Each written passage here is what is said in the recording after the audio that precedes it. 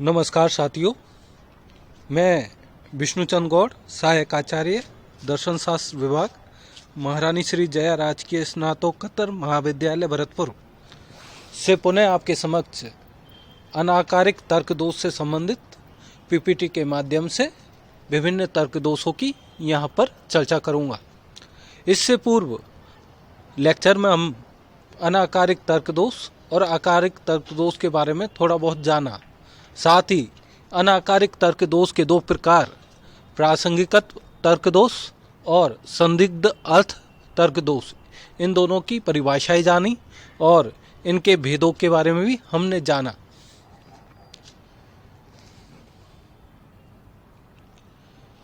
हमने प्रासंगिकत्व तर्क दोष के अंतर्गत करीब 13 तर्क दोषों का परिचय जाना था। इसी प्रकार संदिग्ध अर्थता के दोष के अंतर्गत 5 तर्क दोषों को हमने जाना। आइए अब हम एक एक तर्क दोष की विस्तार से विवेचना करते हैं।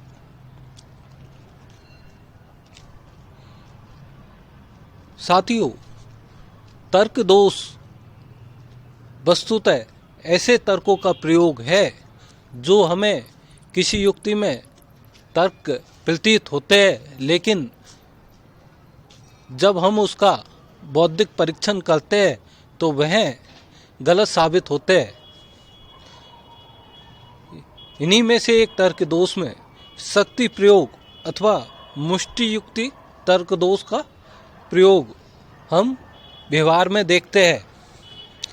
आपने देखा होगा कई बार कई लोग अपनी बात साबित करने के लिए बहुत ज़्यादा तेज बोलने लगते हैं, चिल्लाने लगते हैं, किसी को डांटने डपटने लगते हैं।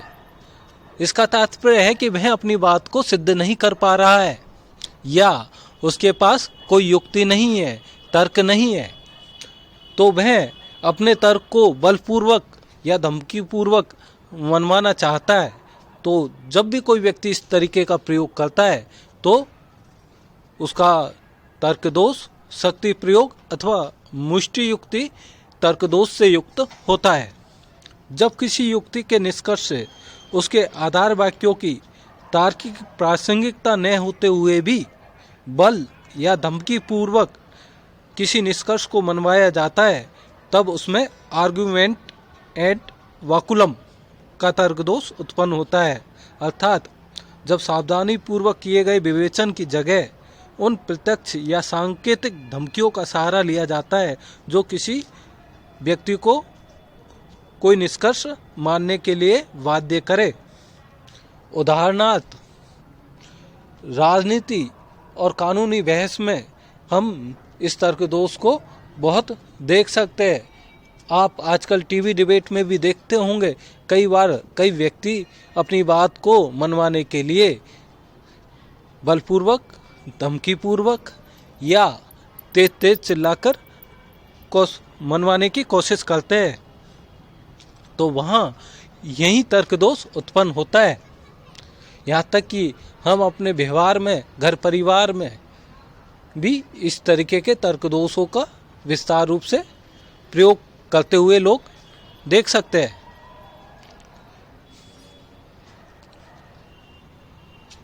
द्वितीय तर्क दोष, इसको दयामूलक युक्ति का दोष कहा जाता है, अपील टू पिटी। इसका एक और नाम है आर्गुमेंटम एड मिसेरिकॉर्डियम। नाम से ही स्पष्ट है कि जहां हम किसी निष्कर्ष की स्थापना करना चाहते हैं तो उसकी निष्कर्ष के लिए बौद्धिक तर्कों के स्थान पर कई बार ऐसे तर्कों का प्रयोग करते हैं ताकि उस व्यक्ति के प्रति हमें सहानुभूति हो और हम उन तर्कों को मान लें। जब तर्क या तर्क वाक्य अप्रासंगिक होते हुए भी उसकी सत्यता प्रमाणित करने के लिए दया उत्पन्न की जाए, तब यह दोष उत्पन्न होता है। अदालतों में हम इसको उदाहरण प्राय देखते हैं। जब बचाव पक्ष का वकील तथ्यों की उपेक्षा करके अपने मुवक्किल को बचाने के लिए न्यायाधीश में दया पैदा करता है। यहाँ पर हम एक रोचक उदाहरण दे सकते हैं।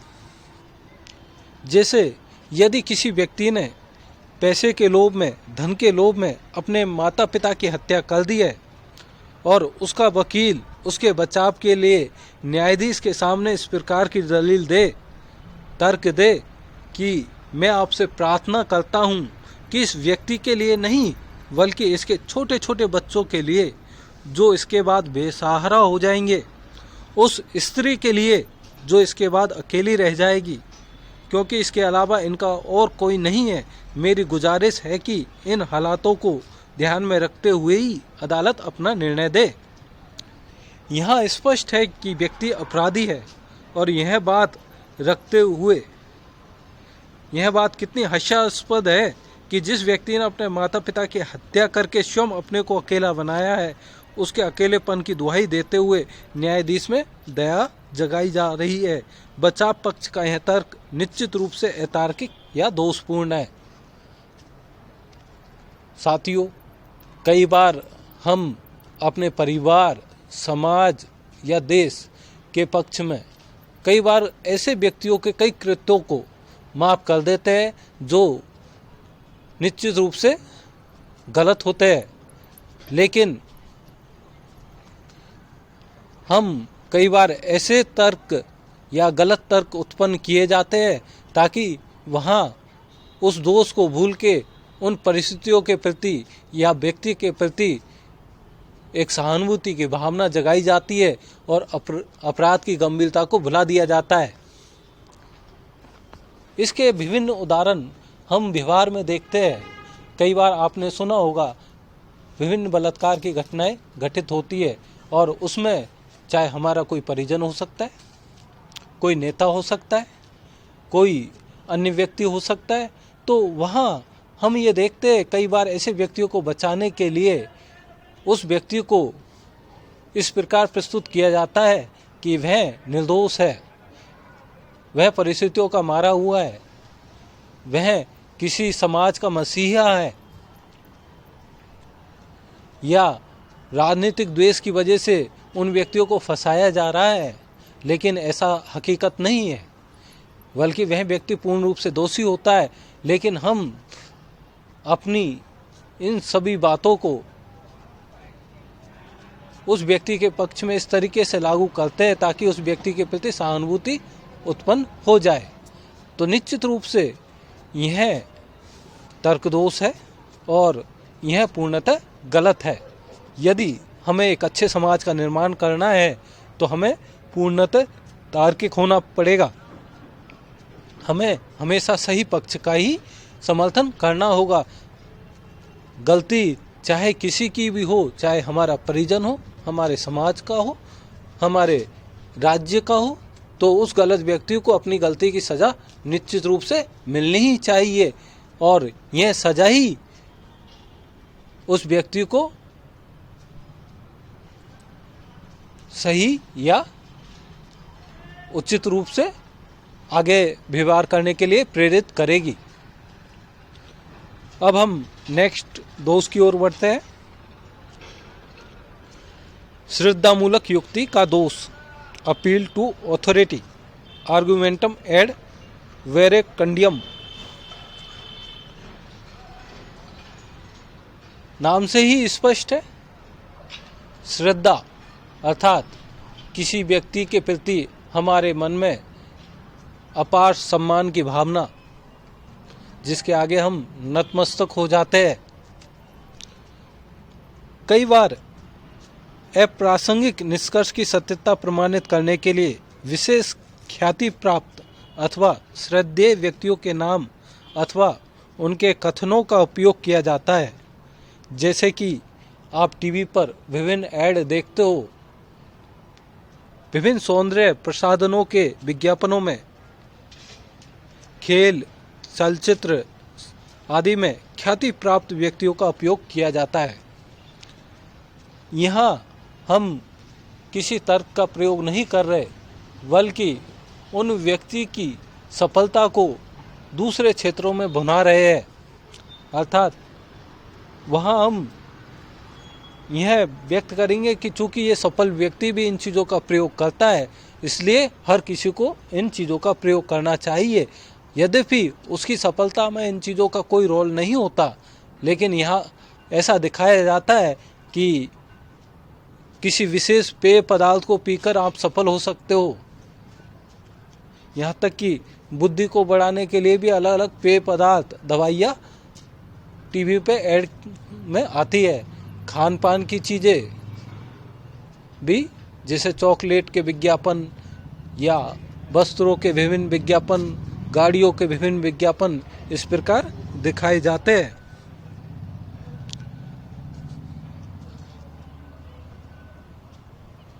जब किसी तर्क के आधार वाक्य कुछ पार्टी या पार्टियों के निर्णय की अपील करते हैं जिनके पास मौजूद मामले में प्राधिकार का कोई न्याय संगत दावा नहीं होता,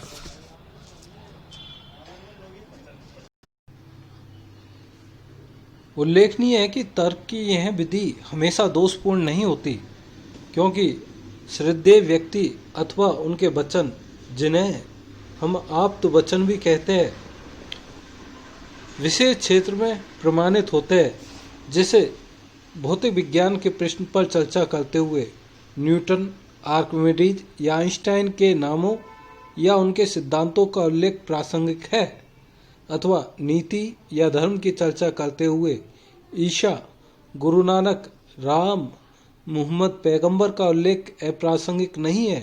किंतु यदि सामान्य लोगों से उस प्रकार के रेजर, ब्लेड, सिगरेट, साबुन या पंखे, टीवी सेट आदि का उपयोग करने को कहा जाए, जो अच्छे तैराक है, अच्छे क्रिकेट के खिलाड़ी है या अच्छे सिनेमा स्टार की पसंद है, तो यहाँ तर्क दोष उत्पन्न होता है।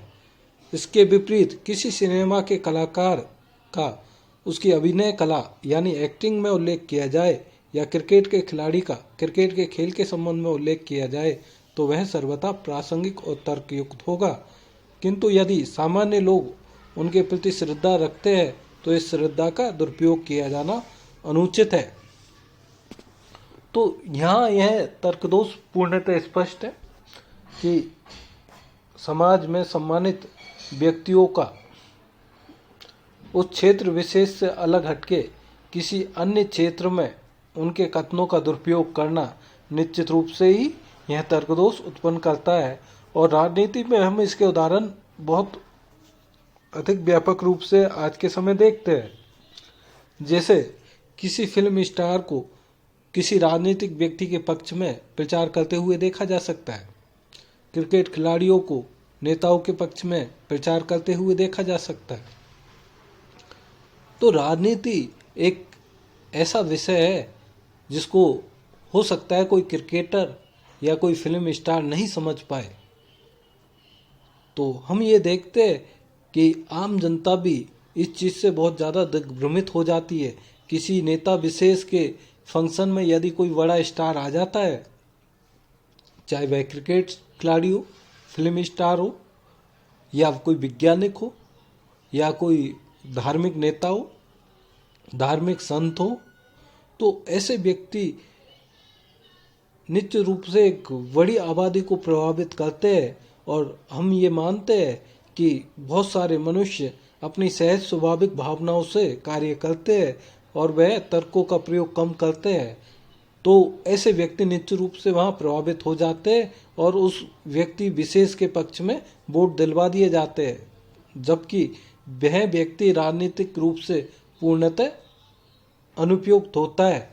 और इसी वजह से हम ये देखते हैं कि भारत में विभिन्न विकास की परियोजनाएं बिल्कुल असफल साबित हुई है, जो कि हमारे यहाँ कई नेता ऐसे चुनकर आ गए हैं जो बहुत अच्छे ढंग से कार्य नहीं कर पाते, जिन्हें राजनीति की बहुत ज़्यादा समझ नहीं होती।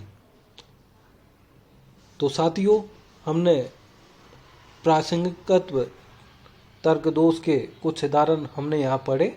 अब हम अगले चैप्टर में जो बचे हुए अन्य दोष है, तर्क दोष है, उनको और विस्तार से पढ़ेंगे। धन्यवाद।